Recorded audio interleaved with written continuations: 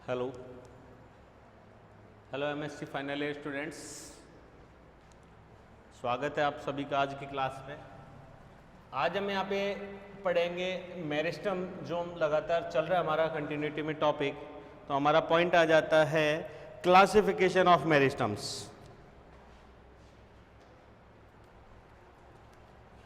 या टाइप्स की अगर अपन बात करें।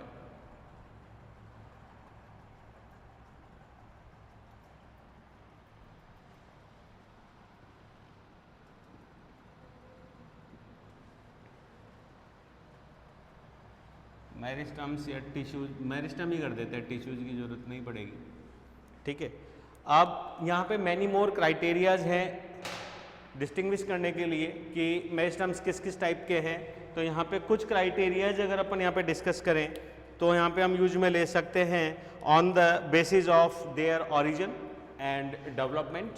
ठीक है, जो कि अपने यहाँ पे थोड़ी देर पहले भी procambium and primary and secondary meristems के रूप में डिस्कस किया। दूसरा हम कर सकते हैं उनकी प्राप्ति स्थल, मतलब देयर अकरेंस या कहाँ वो पाए जाते हैं, कहाँ उपस्थित होते हैं, उसके बेस पे। एक हम यहाँ पे कर सकते हैं उनके डिवाइडिंग प्लेन के रूप में कि उनका विभाजन का तल कैसा है, किस तल के रूप में वो विभाजित हो रहे हैं। और चौथा जो है वो हम यहाँ पे दे सकते हैं उनकी फंक्शनैलिटी के रूप में कि उनके फंक्शंस क्या क्या हैं। तो ये कुछ क्राइटेरिया, बेसिक क्राइटेरियाज हैं जो हम मैथमेटिक्स को डिफाइन करने के लिए यूज में लेते हैं। तो फर्स्ट यहाँ पे हम यूज में ले रहे हैं on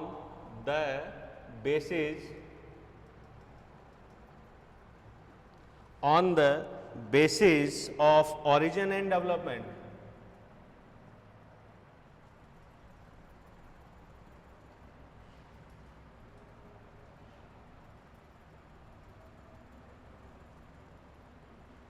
on the basis of origin and development. ठीक है, ऑफ मेरिस्टम्स या इनिशियल्स कर देते हैं। जो आरंभिकाएं हैं या विभिजित की कोशिकाएं हैं उनकी ओरिजिन एंड डेवलपमेंट के आधार पे जो क्लासिफिकेशन है उसके लिए हम यहाँ पे बात करें तो हम इन्हें बेसिक 3 मेजर टाइप्स में डिवाइड कर सकते हैं।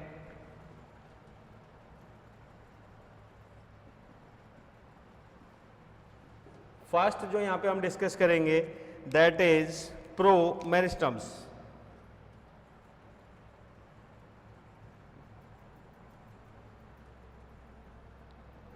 प्रो मेरिस्टम को अगर अपन समझें तो मेरिस्टम का मतलब तो हो गया विभज्योतक, प्रो का मतलब हो गया प्रिमिटिव या पूर्व, मतलब प्राक, अर्थात ऐसी कोशिका जो मेरिस्टम की उत्पत्ति कर रही है। अब अगर हम पे बात करें तो हमने जो पिछले क्लास के अंदर पढ़ा उसके अंदर हमने कहा एम्ब्रियो एक्सिस, और इस एम्ब्रियो एक्सिस में जो हमने बनाई थी स्ट्रक्चर, उस स्ट्रक्चर में दैट इज एपिकोटाइल, ये हो गया हाइपोकोटाइल। ठीक है, इससे डेवलप हो रहा है पिम्यूल, इससे डेवलप हो रहा है रेडिक्यूल। तो इन सारी घटनाक्रम के लिए अगर अपन कहें तो ये जो एपिकोटाइल और हाइपोकोटाइल है ये मेरिस्टम का कार्य कर रहे हैं। दीज आर प्राइमरी मेरिस्टम्स जिनकी वजह से शूट अपेक्स और रूट अपेक्स डेवलप हो रहा है, जो कि रेडिक्यूल और प्यूम्यूल को डेवलप कर रहे हैं। तो ये एपिकोटाइल जिस कोशिकाओं से डेवलप हुआ these are promeristematic cells, और ये प्रो मेरिस्टेमेटिक सेल्स की अगर अपन बात करें तो प्रारंभ में क्या हुआ होगा, दैट इज जायगोट 2n, फिर इसमें फर्दर डेवलपमेंट्स, और फर्दर डेवलपमेंट्स के बाद में यहाँ पे जो सेल्स बनी थी, ठीक है, नीचे की सेल्स किस में चलेगी, सस्पेंशन में, ये किस में चलेगी, एम्ब्रियोनिक एक्सिस में। फिर फर्दर डेवलपमेंट जिसकी वजह से यहाँ पे सेल्स बनी 2 टाइप की, मतलब जो क्वाड्रेंट स्ट्रक्चर बनी जिसमें बाहर की सेल्स और केंद्रीय कोशिकाएं, और फिर धीरे धीरे इनमें क्या डेवलपमेंट हुआ था, हार्ट शेप का। ठीक है, यहाँ तक मोनोकॉट्स एंड डाइकॉट्स सेम थे, उसके बाद के फिर डेवलपमेंट। तो ये जो हर्ड शेप का डेवलपमेंट हुआ, ये एक तरीके से डेवलप होगा शूट अपेक्स के रूप में, that is epicotyl, that is hypocotyl, और ये इनिशियल्स थे किसके, कॉटिलिडन्स के इनिशियल्स, एंड ये मेन एक्सिस के संपर्क में जो था, जिसको हम नाम देते हैं एम्ब्रियो एक्सिस। तो यहाँ पे प्रोमेरिस्टम का मतलब उसकी ओरिजिन और उत्पत्ति के आधार पे हम इसको 3 वेरिएंट्स में डिवाइड कर देते हैं। फर्स्ट इज प्रोमेरिस्टम उत्पत्ति, दूसरा प्राइमरी मेरिस्टम, तीसरा सेकेंडरी मेरिस्टम।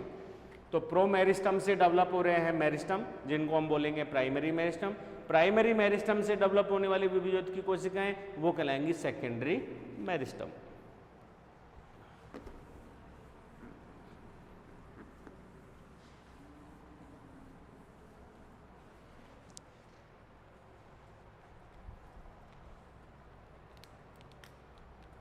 तो हम ये कह सकते हैं कि पादप काय के सभी ऊतक या कोशिकाओं की उत्पत्ति जहां से होती है, these are प्रोमेरिस्टम्स।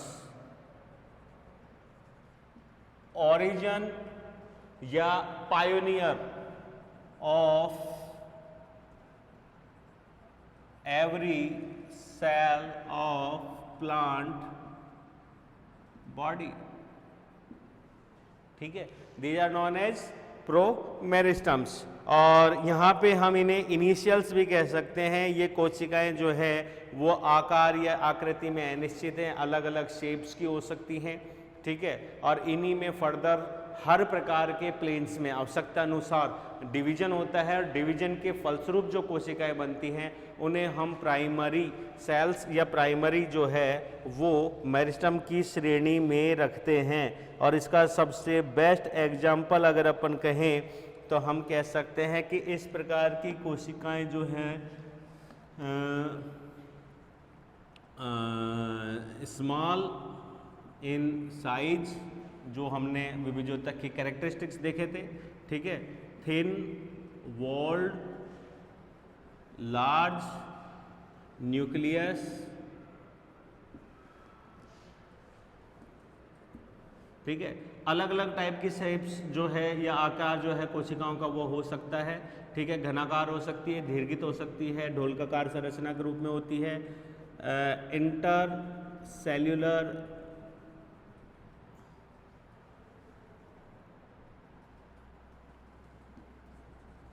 Space absent, vacuoles absent, reserve food materials इनमें एब्सेंट, बस इतना ही है, ठीक है। और यहाँ पे अगर अपन बात करें एग्जाम्पल की, तो बेस्ट एग्जाम्पल जो है इसका वो है एम्ब्रियोनिक टिश्यूज।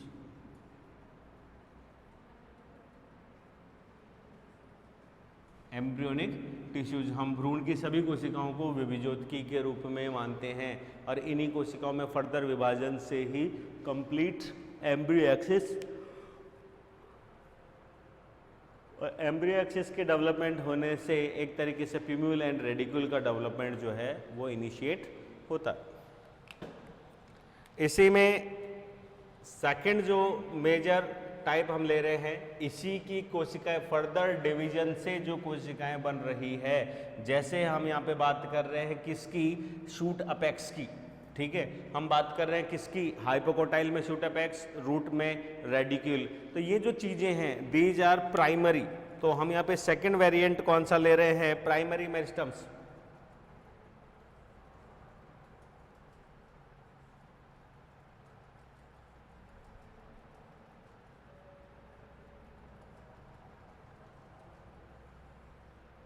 प्राइमरी मेरिस्टम्स, और प्राइमरी मेरिस्टम्स में अगर हम यह कहें तो प्रोकैम्बियम से विभाजित होने वाली कोशिकाएं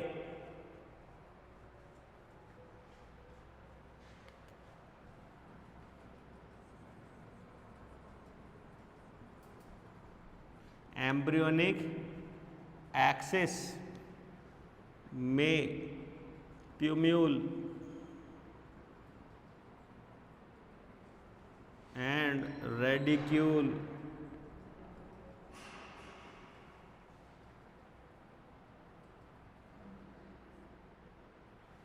एम्ब्रियोनिक एक्सिस में प्यूम्यूल एंड रेडिक्यूल से विभेदित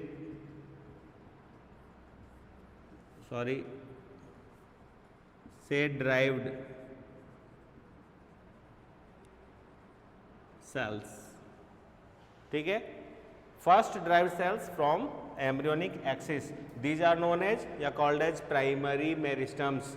और इन प्राइमरी मेरिस्टम्स की अगर अपन बात करें तो इनमें हम नाम ले सकते हैं, जैसे कि अभी हम यहाँ नहीं कह रहे, फंक्शंस के अकॉर्डिंग हम यूज में लेंगे, लेकिन these are known as dermatogens, periblem, plerome types. ये सारी की सारी जो कोशिकाएं हैं जिनसे सभी फर्दर सेल्स जो है डेवलप होती है, तो वो सारी के सारी क्या कहलाती हैं, प्राइमरी मेरिस्टम। इसमें हम एक नाम और ले सकते हैं, these are also known as stem cells. ये प्राइमरी सेल्स के अंदर ही इंक्लूड होती हैं।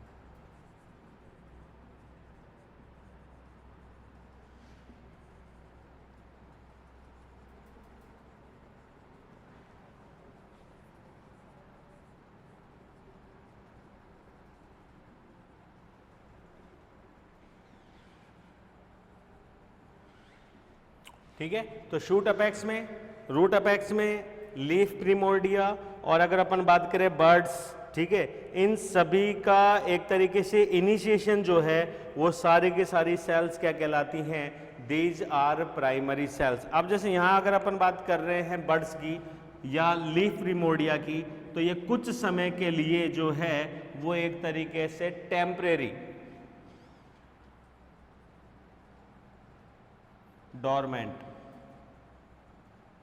डॉर्मेंसी शो करती हैं, अतः ये भी प्राइमरी ही है, और इसकी वजह से लीफ प्रिमोर्डियाज लीफ में, ठीक है, अगर हम अपेक्स के बाद की बात कर रहे हैं तो, और एक्सिलरी बर्ड्स की बात कर रही हैं तो ये लीव्स या फ्लावर्स या लेटरल ब्रांचेज जो हैं उनका रूपांतरण करते हैं या डेवलपमेंट करते हैं। तीसरा वेरिएंट जो हम यहाँ पे यूज में लेंगे वो हो गया secondary meristems.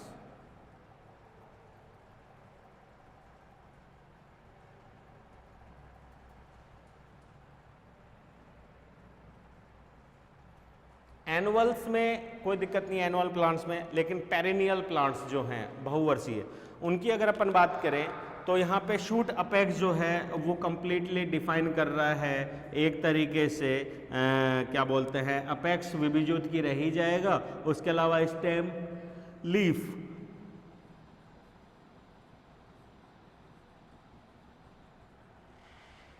Stem, leaf, floor, और रूट अपेक्स जो है वो डेवलप कर रहा है यहाँ पे लेटरल रूट्स को, लीफ प्रिमोर्डिया लीव्स को, बर्ड जो है वो एक्सिलरी बर्ड्स या एक्सिलरी ब्रांचेज जो है लेटरल ब्रांचेज उनको डेवलप कर रहा है। ये कंप्लीट हो गया, कहीं कोई समस्या नहीं है, ये समझने के लिए बात समझना। स्टेम की अगर अपन बात करें तो स्टेम की सरफेस में प्रारंभिक अवस्था में हम बात करें तो दैट इज एपिडर्मिस, ये एंडोडर्मिस, दोनों के बीच का हिस्सा हो गया कॉर्टेक्स, और ये इसके अंदर हमने डेवलप कर दिए इसके अंदर वैस्कुलर टिश्यूज, ठीक है, और ये ओपन टाइप में हम डेवलप कर रहे हैं, इनके बीच में कैम्बियम है। कैम्बियम का क्या यूज है हमें नहीं मालूम, हम केवल ये कह रहे हैं कि फ्लोएम और जाइलम के बीच में एक या दो कोशिकीय चपटी परत जो है वो यहाँ पे पाई जा रही है, जो कि इनकी व्यवस्था के कैसे है, एंटी परपेंडिकुलर, ठीक है, तो ये संरचना के रूप में आ रही है। ये सारे सेल्स क्या रहे हैं, टिश्यूज। तो यहाँ पे हम तीन नाम दे सकते हैं, एक नाम हम दे सकते हैं किसका, एपिडर्मिस का, बाकी के नाम हम दे सकते हैं ग्राउंड टिश्यूज का, और एक नाम हम दे सकते हैं जिसको हम कह सकते हैं स्टील या वैस्कुलर, ठीक है। तो ये हमारे तीन बेसिक क्राइटेरियाज हो गए जो कि डेवलप हो गया सारा का सारा। अब कोशिका है तो कोशिका अपना कार्य करने के बाद में जीर्ण होगी, जीर्ण होने के बाद मृत होगी, तो ऐसे तो धीरे धीरे हर चीज का यहाँ पे डेवलपमेंट स्थायी हो जाएगा।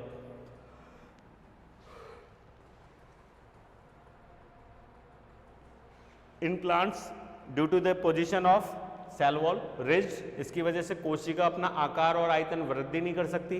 तो सबसे बड़ी समस्या यह है कि अगर फिक्स आकार की हम बात कर देते हैं तो वो अपना आकार को जब वृद्धि नहीं कर सकती तो हम प्लांट डेवलपमेंट की भी नहीं बात कर सकते, ठीक है। लेकिन लगातार घेरा जो है प्लांट हर वर्ष बढ़ता जाता है। तो ये जो इतना घेरा बढ़ रहा है इसमें नंबर ऑफ सेल्स का जो इंक्रीमेंट है वो किसकी वजह से हो रहा है? माइटोटिक डिवीजन की वजह से हो रहा है। हम कह रहे हैं कि इनका डेवलपमेंट हुआ है एम्ब्रियो से, दीज आर प्रोकैम्बियम। प्रोकैम्बियम ने पहली बार विभेदित होकर कोशिकाएं बना ली, दीज आर प्राइमरी, जिससे ये सारी चीजें बन गई। तो इसका मतलब डेवलपमेंट के क्रम में एक वर्ष के पश्चात जो कोशिकाएं प्राइमरी रूप में आ चुकी थी और डिफरेंशिएशन द्वारा उन्होंने ऑर्गन्स को डेवलप कर लिया था, वो भी विशिष्ट अवस्थाओं में या एक तरीके से डेवलपमेंट स्टेज में दोबारा डेवलपमेंट होने या विभाजित होने की क्षमता रखती हैं। इसी वजह से इन विभाजनशील कोशिकाओं को हमने नाम दिया सेकेंडरी, कि ये बनी थी प्राइमरी से ही लेकिन ये डिफरेंशिएशन में भाग नहीं लेती हैं। ये यहाँ पे स्टेल पोजीशन या डॉर्मेंट अवस्था में थी और डॉर्मेंट अवस्था के बाद जब जरूरत पड़ी तब ये दोबारा विभाजित हुई और विभाजित होकर इन्होंने क्या बना लिया? नए टिश्यूज को डेवलप, नए टिश्यूज को क्या कर लिया? पूरी तरीके से डेवलप किया, ठीक है। तो यहाँ पे सबसे बड़ी चीज जो आ रही है वो ये है कि इन कोशिकाओं की उत्पत्ति इनके समान इन कोशिकाओं से नहीं होगी।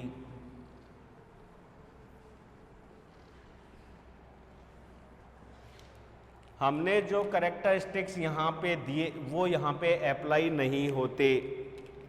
ये सेल्स कैसी थी? बिल्कुल फर्स्ट विभेदित यंग, ठीक है। यहाँ पे यंग की जगह अब हम क्या, इसी के रेफरेंस में समझा रहा हूं इसलिए गलती नहीं हो, यंग की जगह पे हम यहाँ पे क्या करेंगे? दीज आर रेफर्स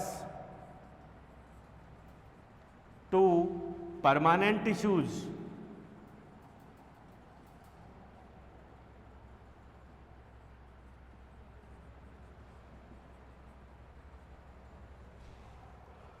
ये रेफर्स हैं कैसे?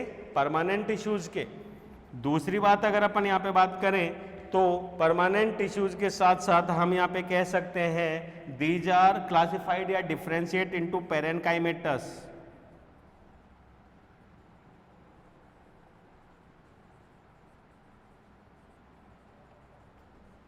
And कोलेनकाइमेटस।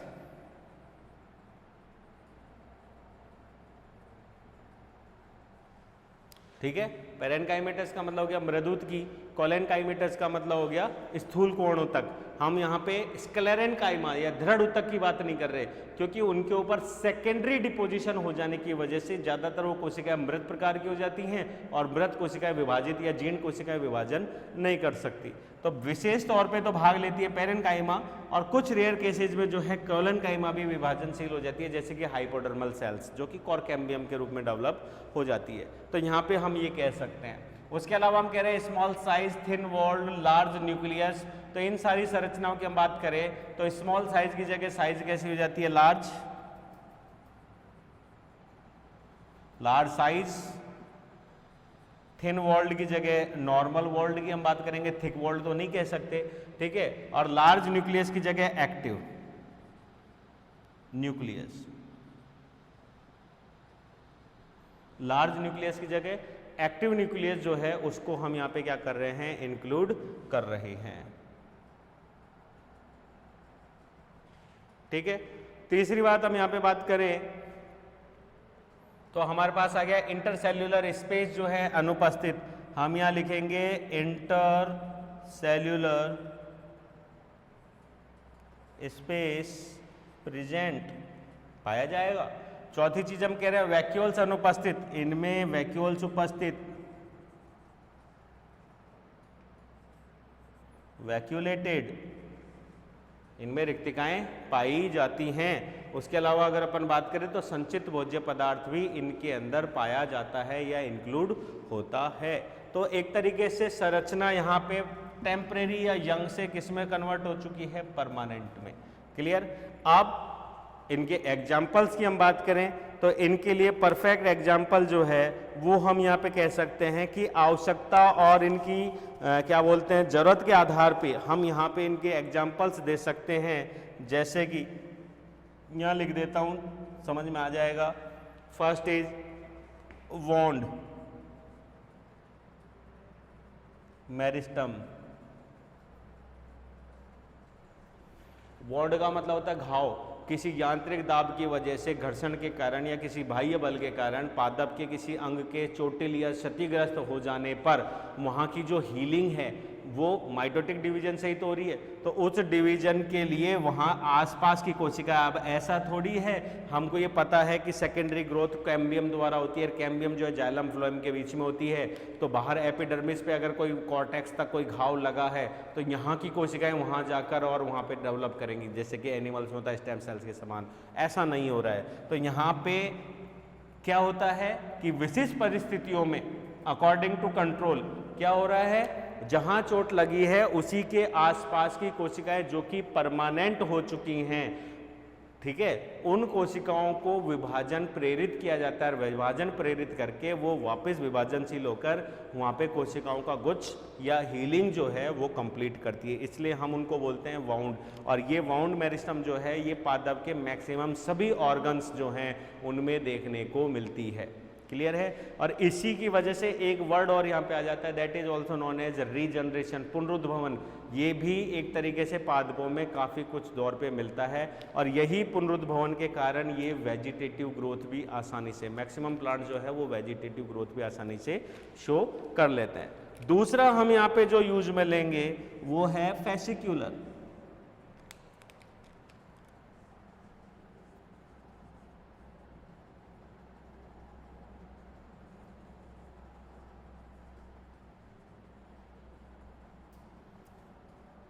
That is fascicular cambium. Fascicular cambium को समझिए, ये हमने डायग्राम बना दिया एक तरीके से पेरिसाइकिल का। ढोलकाकार कोशिका स्टार्च ग्रेन्स के रूप यूज में, दीज आर एंडोडर्म, कोलेनकाइमा से बनी हुई, ठीक है, दैट इज एंडोडर्म। ये अंदर की जो सेल्स है ये एक तरीके से यहाँ पे हमने यूनी या बाई लेयर्स के रूप में पाई जाती है, ज़्यादातर यूनी लेयर ही होती है, दैट इज पेरिसाइकिल। और ये पेरिसाइकिल के नीचे ये part phloem and xylem, phloem and xylem, phloem and xylem, phloem and xylem.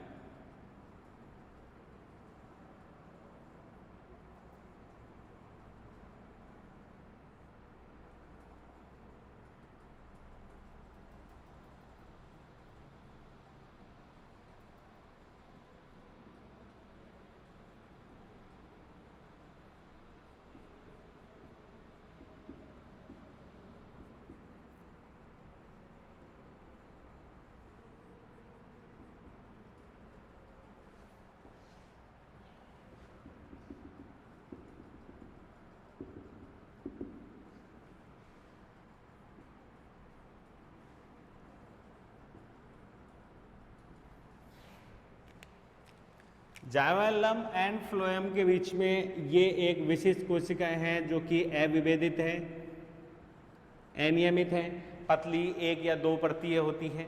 इनका पेरेन्काइमेटस टाइप की सेल्स होती है, अंतर कोशिका अवकाश नहीं, चपटी घनाकार कोशिकाओं के रूप में, लेकिन बिल्कुल चपटी पतली भित्ति युक्त, ठीक है।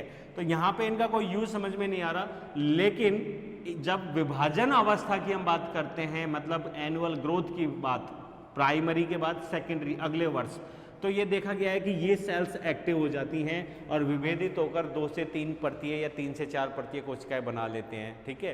अब इन कोशिकाओं को हम यहाँ पे नाम दे रहे हैं, these are fascicular cambium, these are fascicular cambium cells. एक चीज, दूसरी चीज इनकी जो हमने यहाँ पे डिस्कशन नहीं किया, जो कि एक तरीके से आर्य दिशा में और एक्सियल दिशा दोनों दिशाओं में पेरेन्काइमेटस सेल्स का जाल है, दीज आर मेडिलरी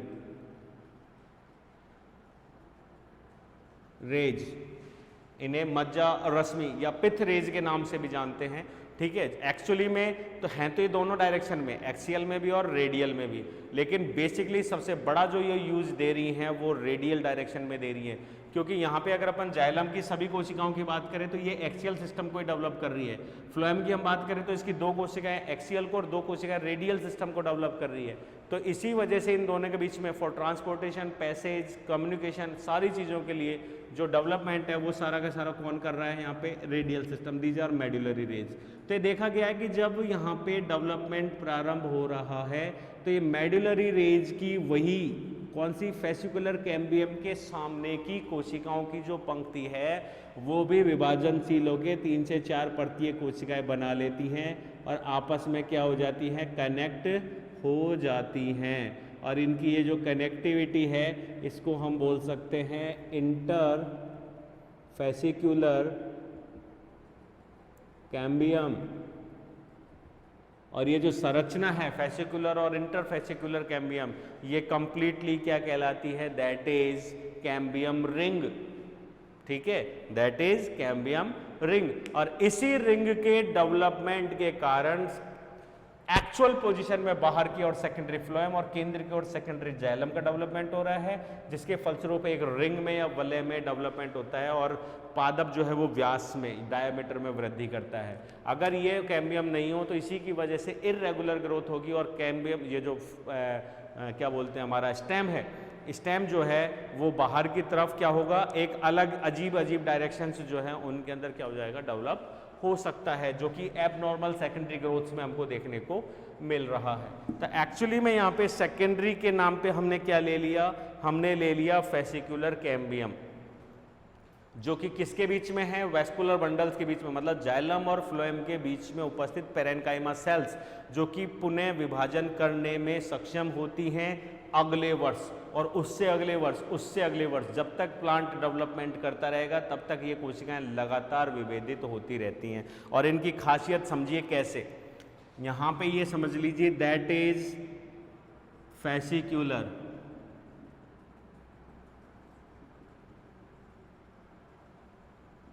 फेसिकुलर सेल। तो देखिए मैंने कहा था प्रारंभ में स्टेम सेल्स के समान, तो कैसे, सबसे पहला डिवीजन हो रहा है दैट इज ट्रांसवर्स डिवीजन, जिसकी वजह से आपको कोशिका दिख रही है एक ऊपर की और एक नीचे की ओर। तो एक्चुअली में क्या कर रहा है, अलग अलग स्पीसीज में अलग अलग, यहाँ पे अगर अपन इसकी बात करें तो दैट इज स्टेल या स्टेम सेल, कोई दिक्कत नहीं है, ये चेंज नहीं होगी। और इसने जो अंदर की तरफ कोशिका काटी है that is secondary xylem initial. अब जो भी डेवलपमेंट होगा जाइलम के, क्या क्या कोशिकाएं हैं जाइलम में, है ट्रैकेट्स, वेसल्स, पेरेन्काइमा और फाइबर्स, 4 प्रकार की कोशिकाएं। ये चारों प्रकार की कोशिकाओं को डेवलप करने का जो श्रेय है वो अब सेकेंडरी जाइलम इनिशियल को होगा। वो कोशिका अभी भी स्टेम सेल्स के रूप में या फेसिकुलर कैम्बियम के रूप में ही रहेगी, वो चेंज नहीं होगी। फेसिकुलर कैम्बियम सेल, ये है इसकी सबसे बड़ी विशेषता। अगर ये प्रयुक्त हो जाएगी तो इस वर्ष तो विभाजन कर लेगी, अगले वर्ष यहाँ पे कोई विभाजन नहीं होगा और ये इसकी वृद्धि स्टॉप हो जाएगी। सेम मोनोकॉट्स में यही चीज होती है। ठीक है, अब वापस एक और विभाजन इसमें किया, जिसकी वजह से अब ये जो बीच वाली कोशिका थी ये अगले वर्ष के लिए स्टेम सेल का कार्य करेगी, स्टॉप हो गई है। और इससे ऊपर वाली जो कोशिका है that is secondary phloem initial, ये भी फ्लोएम की साइव ट्यूब्स हैं। ठीक है, साइव सेल्स हैं, कंपेनियन सेल्स है, फ्लोएम पेरेन्काइमा है, फ्लोएम फाइबर्स हैं, इन सब का संश्लेषण यही करेगी, मतलब एक कोशिका से होगा। अर्थात इनिशियल सेल विभाजित होकर डिफरेंशिएशन मोड में चले जाएगी और जाया हो जाएगी और बदल जाएगी दूसरी परमानेंट कोशिकाओं के अंदर।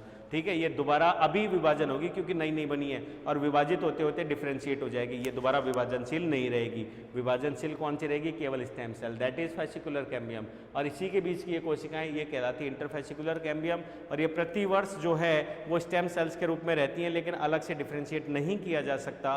और जो ही विभाजन का दौर आता है या सेकेंडरी ग्रोथ का दौर आता है तभी ये विभाजित होकर क्या हो जाती हैं, इंटरफेसिकुलर कैम्बियम को डेवलप कर लेती हैं।